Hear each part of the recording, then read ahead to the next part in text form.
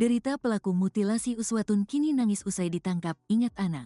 Rohmat Trihartanto alias Antok, 33, tersangka kasus pembunuhan dan mutilasi terhadap Uswatun Hasanah, 29, kini sering menangis usai ditangkap. Selama menjalani pemeriksaan, Antok terlihat berkali-kali menangis di ruang Subdit 3 Jatanras Ditreskrimum Polda Jatim, Surabaya.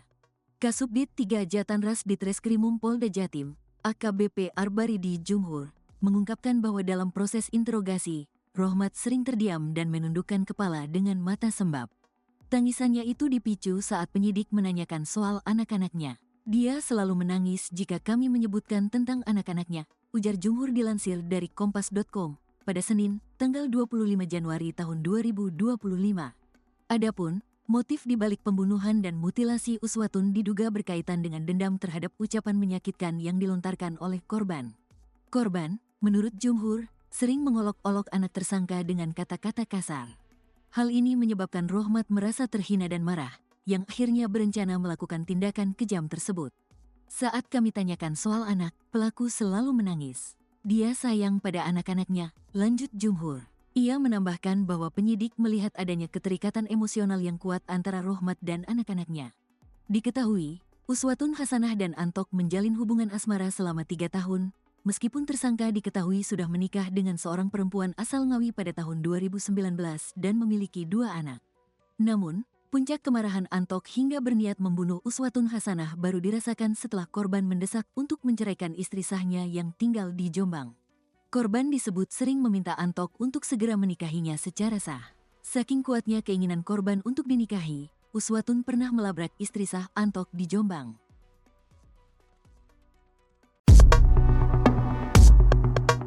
Penampakan terakhir Uswatun di hotel sebelum dimutilasi, pelaku keluar bawa koper merah.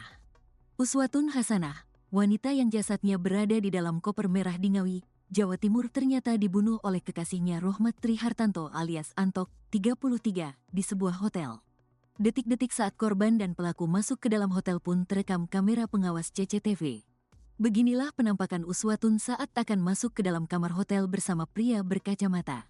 Rambutnya digerai dan memakai setelan panjang. Sementara di foto lain, tampak pria berkacamata keluar kamar membawa koper diduga berisi jasad korban. Dari pengakuan Antok, saat berada di dalam kamar, ia terlibat cekcok dengan Uswatun pada Minggu, tanggal 19 Januari tahun 2025. Emosi, ia akhirnya mencekik korban hingga tewas. Direktur Ditreskrimum Polda Jatim, Kombes Pol Farman menyebut, motif pelaku melakukan pembunuhan lantaran cemburu dan sakit hati. Antok cemburu lantaran Uswatun disebut membawa pria lain ke kosnya. Korban pernah ketahuan memasukkan laki-laki ke dalam kos korban, sementara tersangka mengaku sebagai suami siri dari korban, lanjut Farman. Di sisi lain, pelaku juga ketahuan telah memiliki seorang anak perempuan. Kenyataan ini membuat korban merasa tidak terima dan mendoakan agar anak perempuan pelaku kelak menjadi seorang pekerja seks komersial, PSK. Mendengar kalimat itu, pelaku merasa sakit hati dan naik pitam.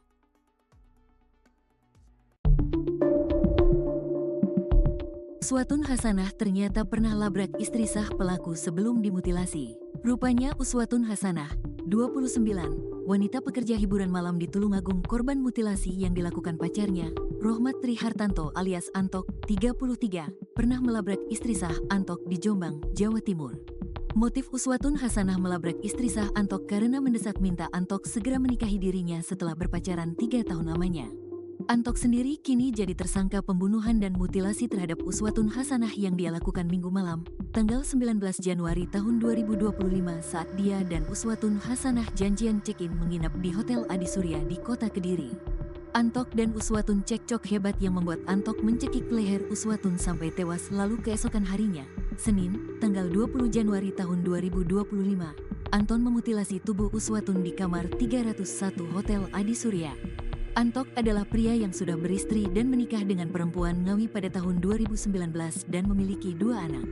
Anak dan istri Antok tinggal di Kabupaten Jombang, sedang Antok sendiri berbisnis mobil bekas. Dia juga ketua ranting perguruan silat di Tulungagung dan anggota sebuah LSM lokal di Tulungagung.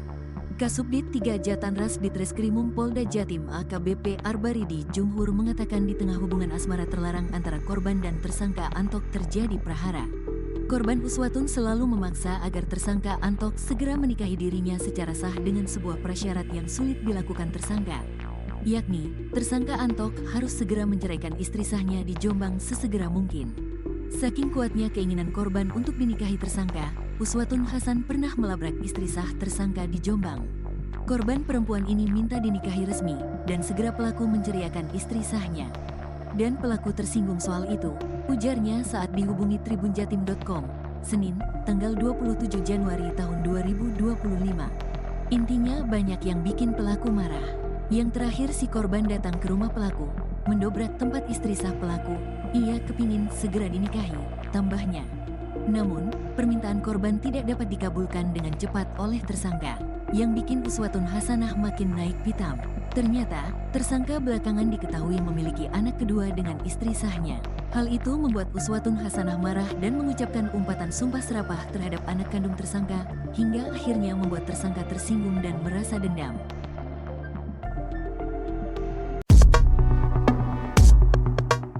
Terungkap sosok pria yang duduk depan kamar hotel bersama pelaku mutilasi Uswatun.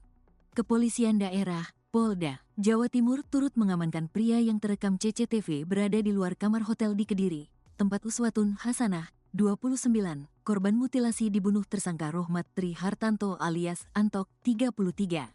Direktur Ditreskrimum Polda Jatim, Kombes Pol Farman mengungkapkan sosok pria tersebut merupakan kerabat keluarga dari Rohmat Tri Hartanto. Gelagatnya terekam CCTV, pria berbaju hitam terlihat duduk di kursi depan kamar 301 hotel di Adisurya, Kediri, Jawa Timur saat tersangka membawa koper berisi jasad Uswatun Hasanah. Dalam pemeriksaan polisi, pria itu diduga turut terlibat membantu membuang mayat korban yang sudah dimutilasi pelaku dari kamar hotel.